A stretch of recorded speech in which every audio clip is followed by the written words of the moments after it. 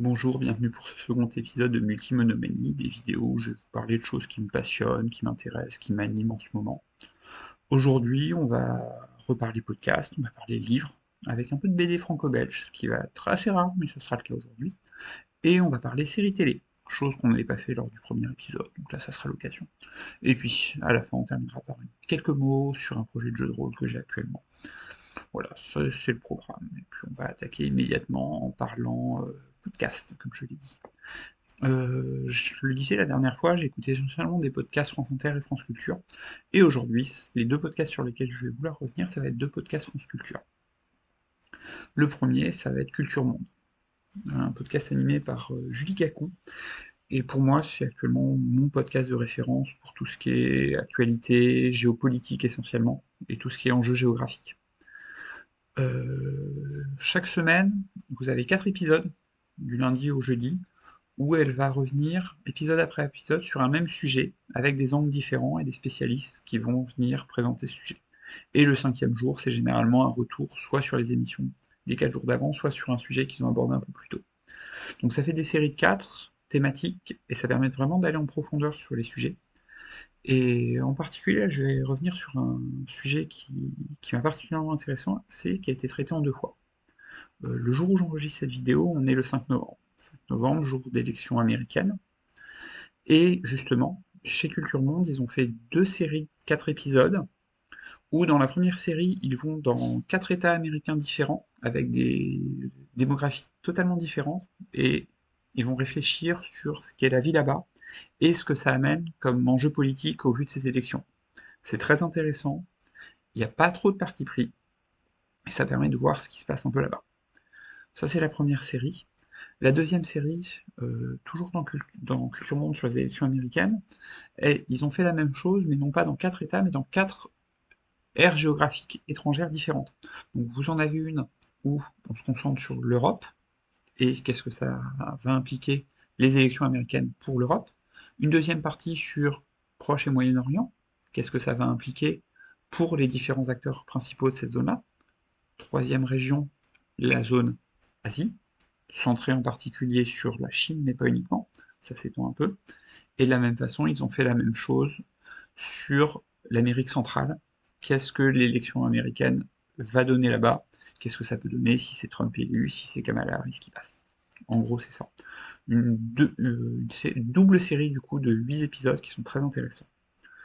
Un peu plus tôt dans l'année, toujours dans Culture Monde, vous aviez eu une série de 4 émissions aussi sur la zone Érythrée, Éthiopie, les pays voisins, sur quels sont les enjeux pour les différents pays là-bas, quelles sont les sources de conflits là-bas. C'est vraiment très intéressant et je ne peux que vous conseiller de regarder ce qui se fait sur le Book Club, sur Culture Monde, pardon. Pourquoi je parle du Book Club? Parce que ça va être le deuxième podcast qu'on va évoquer. C'est facile, je me plante, ça me fait une transition. Le Book Club, c'est aussi un podcast de chez France Culture, présenté cette fois-ci par Marie Richeux, où elle aborde différents sujets littérature. Il y a dans une série à l'intérieur, occasionnellement, dans la bibliothèque 2, où elle va chez des gens, et des gens, des célébrités, et elle va s'intéresser à leur bibliothèque, à la fois sur l'aspect physique, mais aussi sur le contenu de leur bibliothèque, et à partir de là, sur leur rapport à la lecture.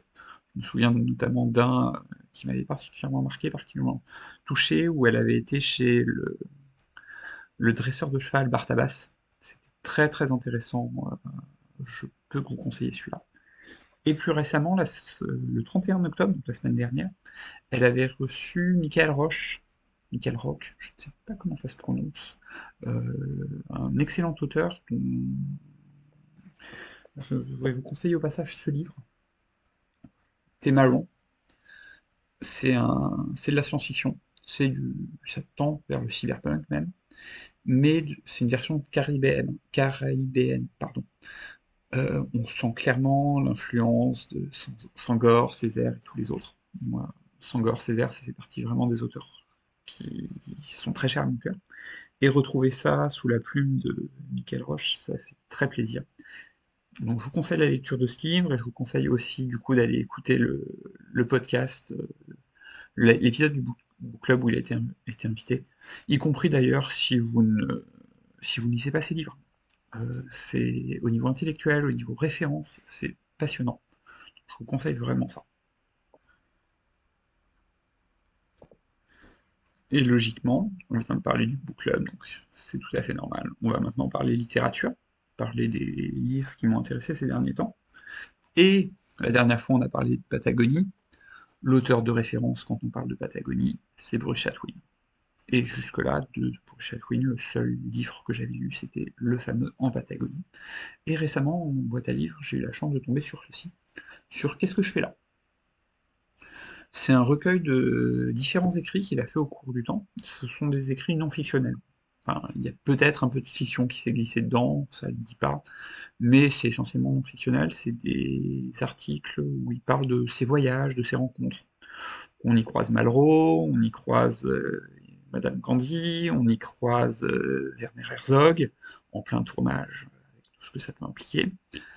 C'est pas aussi marquant qu'en Patagonie, mais c'est une lecture très agréable, ça se lit assez vite, c'est des petits textes à chaque fois, et ça permet vraiment de comprendre Chatwin, de comprendre aussi ce que c'était que cette époque, et c'est passionnant sur le rapport au voyage. Vraiment, qu'est-ce que je fais là de Chatwin? Très bonne lecture, je peux vous le conseiller. Voilà tout ce que j'ai lu, autre que des BD depuis la dernière fois. Il faut dire que je lis pas beaucoup ces temps-ci, mais j'ai deux BD que j'ai lues et que je vais aussi vous conseiller. La première, c'est ça, Les oiseaux de Troops. Troops. C'est un récit à la fois poétique, mais aussi écologique et philosophique sur le rapport à la nature, sur les oiseaux, et ça se passe sur deux temporalités et deux lieux différents. À la fois la Creuse, dans la forêt, avec le personnage qui va à la rencontre des oiseaux, et le Liban, en ville. Deux cas différents, deux ambiances très différentes. Forcément, le Liban, après la guerre, c'est une situation très particulière. Très bonne lecture, très sympa. Je connaissais pas du tout Troops, je l'ai pris ça un peu par hasard, et vraiment une très bonne lecture. Deuxième BD, je suis un peu plus circonspect, je l'ai aussi pris au hasard. Hop, vous voyez bien, ça vient de la bibliothèque. Ville Vermine, L'homme aux babioles, j'ai plus le nom de l'auteur, Julien Lambert, c'est ça. C'est l'histoire d'un détective privé qui est misanthrope, comme tous les détectives privés, mais qui a comme particularité de pouvoir converser avec les objets. Et forcément, ça l'aide dans ses enquêtes.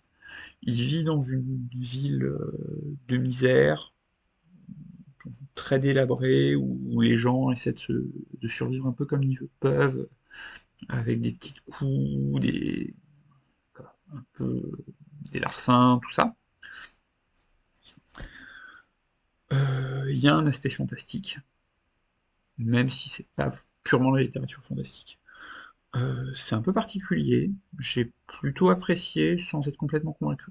Je pense que je prendrai le deuxième volume, et puis je vous ferai un retour là-dessus quand j'aurai lu ça.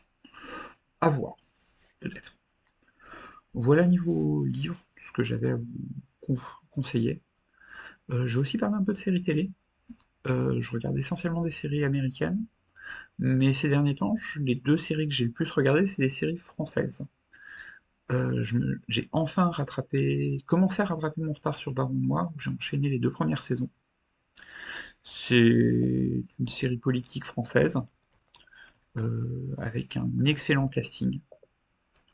Kad Merad est très très bon, mais j'ai un gros coup de cœur sur Anna Mougladlis dedans, qui est vraiment une actrice que j'apprécie à chaque fois que je la vois, quel que soit l'élément dans lequel on la croise. C'est, elle est excellente. À côté de ça, la série elle-même, c'est du très très bon. De l'intrigue politique, de la, des, comment dire,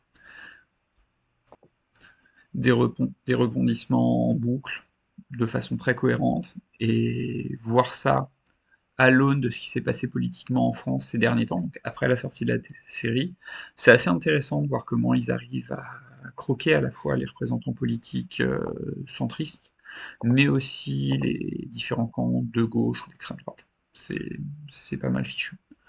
Vraiment, très bonne série, j'ai hâte de pouvoir attaquer la saison 4, la saison 3, pardon. Je vais faire une petite pause, mais je m'y remettrai assez rapidement. Deuxième série française, on va parler de Becoming Karl Lagerfeld. À la base, c'était une série qui me tentait pas du tout, mais il fallait trouver un truc qui puisse me plaire et qui puisse convenir à ma femme. Donc on a décidé de tenter ça, et vraiment j'ai été très convaincu. C'est très rythmé, c'est assez intéressant sur le monde de la mode, ça se prête très bien à une série télé au final. Et dedans, Daniel Brühl, une fois de plus, comme d'hab, Daniel Brühl, il est parfait. Le rôle central lui va à merveille.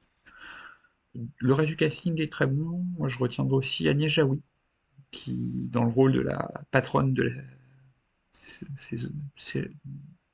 de la boîte, de l'entreprise de mode, Claire, est parfaite. Vraiment, très très douée. Donc, c'est une très bonne série, ce Becoming Karl Lagerfeld. Même si vous n'êtes pas attiré par la mode, je peux vous encourager à y jeter un coup d'œil. Ça s'y prête bien. Voilà en gros ce que j'avais à dire niveau série télé.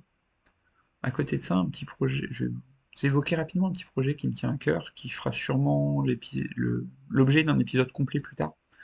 Il y a pas longtemps, c'était l'anniversaire de mon fils aîné, et en discutant avec lui, je me suis rendu compte que ça lui tenterait de faire une partie de jeu de rôle pour son anniversaire avec ses copains. Donc c'est comme ça que je me suis retrouvé embarqué à devoir écrire et préparer une partie de jeu de rôle pour 4 débutants ou presque débutants de CM1, CM2. Donc j'ai un corpus de règles très simple, des personnages joueurs à leur proposer, et un petit scénario. On va essayer de faire tenir ça en une heure et demie. Ça devrait être assez sympa, et je suis sûr que ça va leur plaire. Je me plante peut-être totalement, on verra ça dans une vidéo où j'essaierai de vous expliquer les choix que j'ai faits pour cette partie, et de vous raconter un peu ce que ça a donné. Voilà ce que j'avais à dire aujourd'hui dans ce second épisode de Multimonomanie. Il ne reste plus qu'à vous souhaiter une bonne journée et à bientôt peut-être dans un potentiel troisième épisode.